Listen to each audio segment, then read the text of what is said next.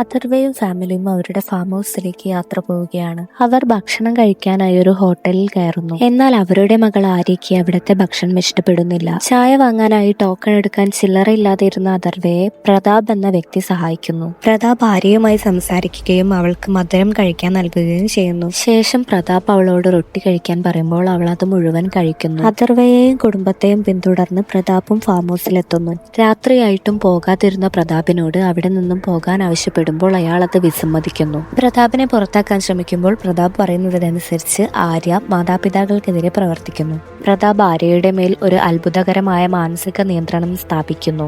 ആര്യ പൂർണ്ണമായി അവന്റെ വാക്കുകൾ അനുസരിക്കാൻ തുടങ്ങുന്നു. അവൻ പറയുന്ന എന്തും അവൾ ചെയ്യുന്നു. അവൻ അഥർവിനെയും ഭാര്യയെയും മാനസികമായി പീഡിപ്പിക്കുന്നു. സ്വന്തം മകൾ അവരുടെ കൺമുന്നിൽ തന്നെ വിരുദ്ധമായി പെരുമാറുന്നത് കാണുമ്പോൾ അവർ പൂർണ്ണമായി തകർന്നു പോകുന്നു. പ്രതാപിനെ അനുസരിച്ച് ആര്യ അവളുടെ സഹോദരൻ അൻഷിനെ ടെറസിൽ നിന്നും താഴേക്ക് തള്ളിയിടുന്നു. അൻഷിനെ ഹോസ്പിറ്റലിൽ കൊണ്ടുപോകണമെങ്കിൽ ആര്യയെ തന്നോടൊപ്പം അയക്കണമെന്ന് പ്രതാപ് പറയുന്നു.